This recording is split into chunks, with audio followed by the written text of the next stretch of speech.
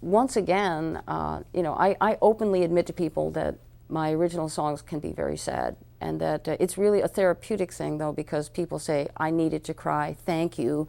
I just lost a loved one. It's not always a child. A lot of times it's a partner, a life partner. And, because those things happen, unfortunately. And people say, I remember a lady saying, I cried throughout that whole song. I wrote it about a really wonderful man. We were together for 10 years. He suddenly got this thing. He had to leave. He had to have space. You know how that just happens sometimes, where one thinks it's great and the other one goes, I love you, but I'm leaving. No particular explanation. So though he didn't come back, he said he was coming back. He didn't come back, and in my grief over that situation and in my shock and grief, I wrote this song called Like a Shotgun, which meant the words, don't take this personally because I love you very much, but I'm leaving. Those words were emblazoned in my head. That those words were so powerful that it was like a physical thing, like a shotgun. I felt the words coming at me and knocking me over. He didn't lay a hand on me, but that's how real and physical emotions can be, like the emotions delivered by those words. I saw him again a year later, and the day he left and said, don't take this personally, etc., I had a terrible ominous feeling, like something bad was about to happen. And I thought, in my mind, I said, this is worse than forever. Those funny words came in my head, this is worse than forever. So a year later, I saw him, and nobody's over things in a year, but we made a record because he was an engineer, and it had all these songs, including Like a Shotgun, that I had written. Really, the whole album's about him. But he very graciously made the record sound good. It won Adult Contemporary Album of the Year, won the Narrative Award. Tornado is the name of that CD.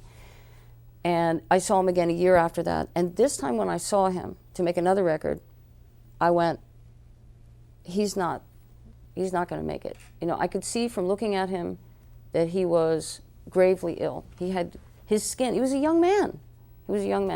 His skin was gray. His whole skin became gray. I've never seen it since or before. And I could tell that he, the words worse than forever, I felt like I knew somehow that he was truly leaving. And in retrospect, I think he couldn't have stayed with me because I would have done everything to prevent this. I would have been like a crazy person trying to prevent this disease from taking over. But it's almost like he went away, and he went away to just really go away. That was what he had to do. So the song is a celebration of his life, because at the end of his life, right after we made that second record, we spent time in the hospital. He was in the hospital, I went to see him, and he was totally beautiful. It was everything that you'd want to hear. Sometimes we don't have the opportunity for resolution. People die, people leave, they never say they're sorry, and we just have that hurt with us forever. Well, he said, please forgive me. He said, nothing was gained. The grass wasn't any greener. He said, we could have worked it out.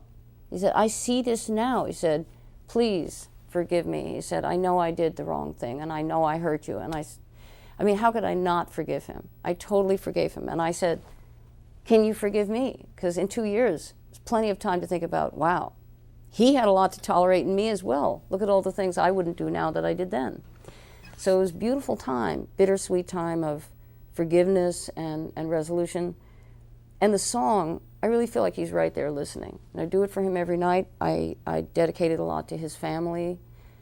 And, it sort of takes the power of the beautiful things that he gave me as gifts, and it celebrates them. So in a way, that's what a sad song could do. It could celebrate beautiful, powerful things through music, so that it's not really, really about sadness. It's really about love. It's really about connectedness.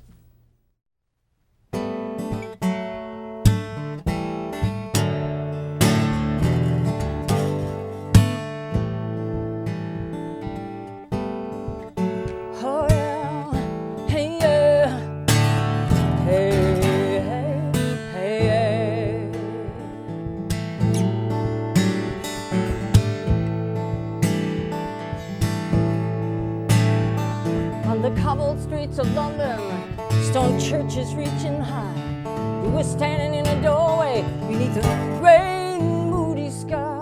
You were staring out to nowhere. Your face was gone and have been November. You were leaning in the wind, watching families with babies. Lovely ladies kept you right, and the children with their colored hats, and the tourists strolling by. Saw your face in Paris on the dark and smoky night, smoldering like a man obsessed. Fear was in your eyes.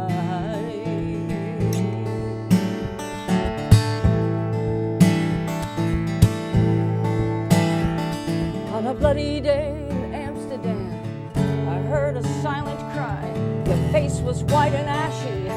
I thought I would die as I held your hand so tightly. I felt the closing of the door. In your eyes I saw that you were gone, a mask and nothing more. You said you had no sorrow. You said you felt no pain. I could see that you were leaving. I could tell that you were gone. You were gone, gone, like a bat out of hell, with your books and your new age jargon. I remember it so well.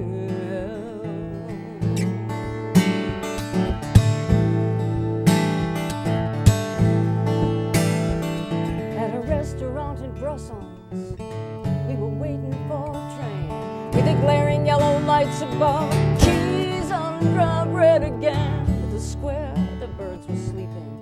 Then the music began to play, and all the lights came streaming on as night turned to day. I was walking past the castle in that green and ancient land. I could see you in the distance with a camera in your hand. You spoke to me just briefly. You were telling me goodbye. Get over it, get over it. You were angry when I cried.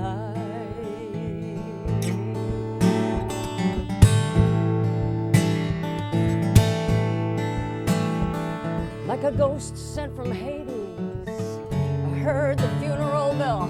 The voice was like a shotgun. Words struck me and I fell. You were talking like a cowboy. You were telling me goodbye. You said you might come back someday. I knew it was a lie.